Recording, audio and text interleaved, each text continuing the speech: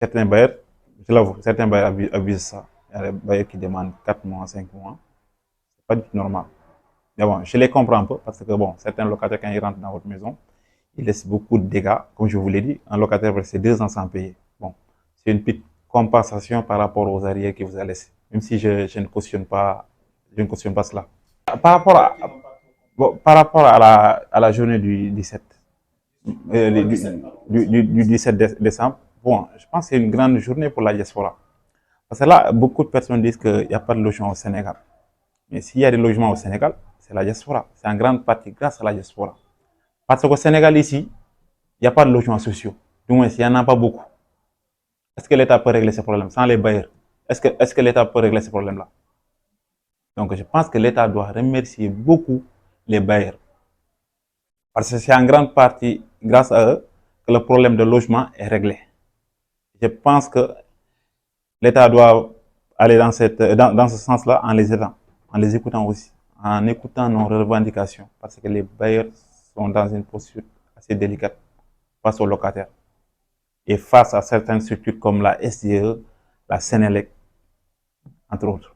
Oui, au niveau des procédures judiciaires, il y a beaucoup de dilatoires. Les locataires utilisent cela. C'est pourquoi les procédures dures, ils utilisent dilatoires, bon, des référés sur difficulté, entre autres. Voilà, c'est ça. Et des fois même, ce qui me choque, c'est que pour faire certains locataires, on vous demande de payer une caution au niveau du CDC. Et là, quand vous payez, le locataire, vous le faites sortir. Mais pour récupérer votre argent, c'est tout un problème. Et là, bon, dans certains rumeurs, on entend qu'on voudrait que les cautions des locataires aillent au niveau de la CDC. Donc là, c'est une très mauvaise chose pour les bailleurs. Pour les problèmes d'eau, déjà pour faire un abonnement au niveau de la SCE, ça prend du temps. Vous avez vos dossiers, vous allez au niveau de la SCE, vous déposez, vous ne payez pas, vous déposez, on vous dit de patienter 2 semaines. Une fois les 2 semaines arrivées, vous allez là-bas, vous demandez est-ce que le dossier a été traité. Des fois, vous dites que les dossiers ne sont pas traités. Des fois même, les dossiers même se perdent. Vous allez refaire une nouvelle demande encore. Vous pouvez attendre jusqu'à 2 mois. 2 mois, et puis là, on dit que la demande a été traitée. Maintenant, vous pouvez payer. Vous payez, normalement, il doit faire le métrage. Le métrage, bon, la facturation, elle est, voilà, on n'arrive pas à comprendre sur quoi il se base pour faire la facturation. Abusif aussi. Allons au niveau des conventions aussi. La convention, pour avoir une convention, ça prend du temps. Ça prend du temps. Et là, la convention est là pour faciliter la relation entre le bailleur et les locataires. Et pour avoir ce papier-là, c'est un peu compliqué des fois pour l'avoir. Au niveau de la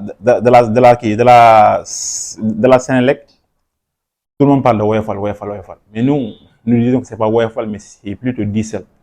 Les histoires de tranches, beaucoup de Sénégalais ne comprennent rien. Je pense qu'il faudrait qu'on supprime les tranches. Qu'il n'y ait plus de tranches. Que vous rechargez le premier, le 15, le 20, l'essentiel, vous rechargez. Il y ait le même tarif pour tout le monde.